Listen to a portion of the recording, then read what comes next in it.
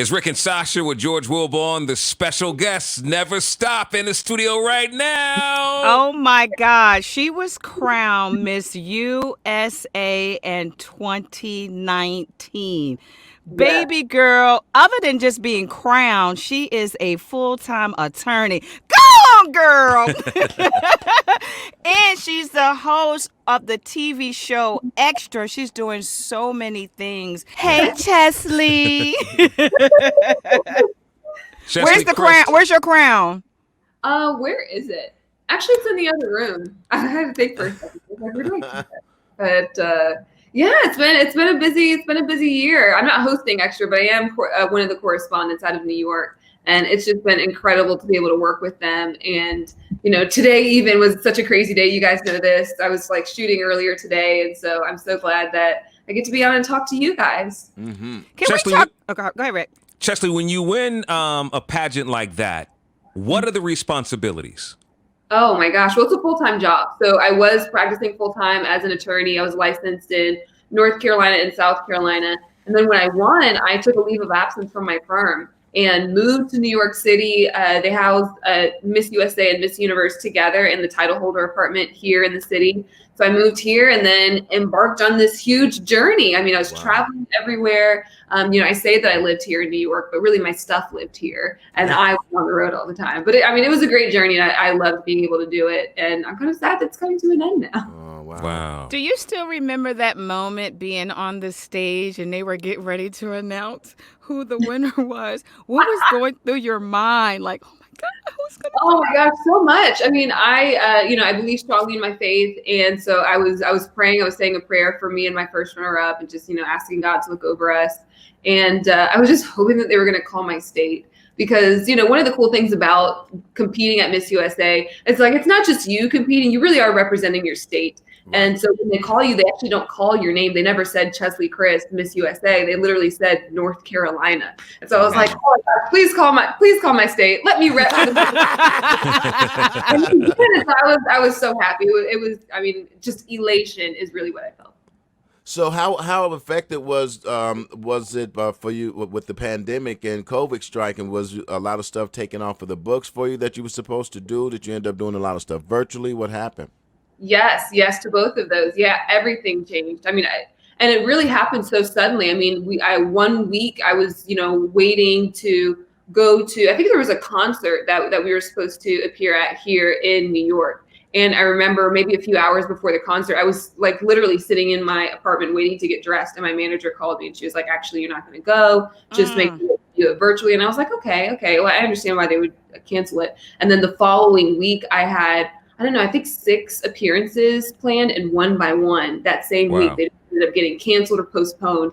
And so everybody's, sitting back and we're all like, okay, well, everything's going to get postponed to probably September. And then like the months kept rolling on. And I think everybody was in a disbelief of like, well, I can't believe this is happening. And what do we do next?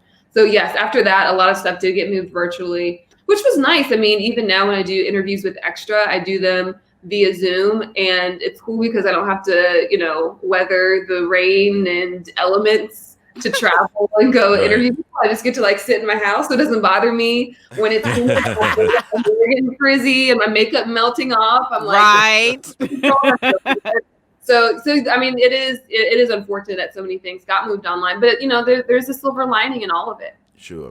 Now, November the 9th is another competition. What's that competition? And you're going to be a part of it, right?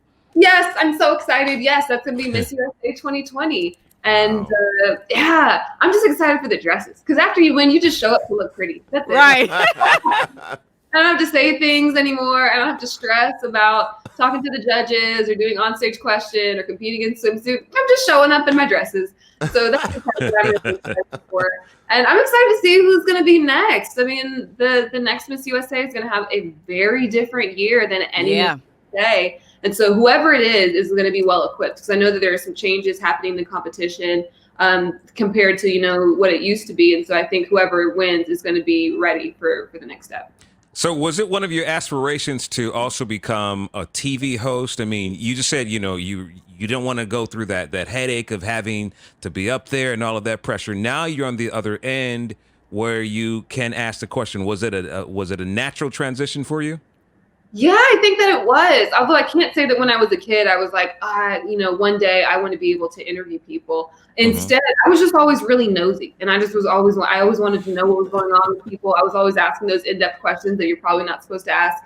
And so it went well for being an attorney, because when you're fact finding and gathering information for cases, you actually need to be able to ask questions. And so transitioning over into being a correspondent, it worked well, because I was like, oh, all the questions that I had for people, now I get to ask myself. So it really did, it's one of those things that I didn't realize I would love so much, but it really is quite perfect for just how my personality actually is. I want you to be nosy now and ask Rick a question. Go, girl. Get him. Who are you Get dating? him. What you going to ask him? Well, that's one of the things we always ask people. I mean, people don't realize that, the public, we really want to know about like your personal life and what it looks like behind the scenes. Like, so let's start off with like, what is your dating life looking like? I think my camera is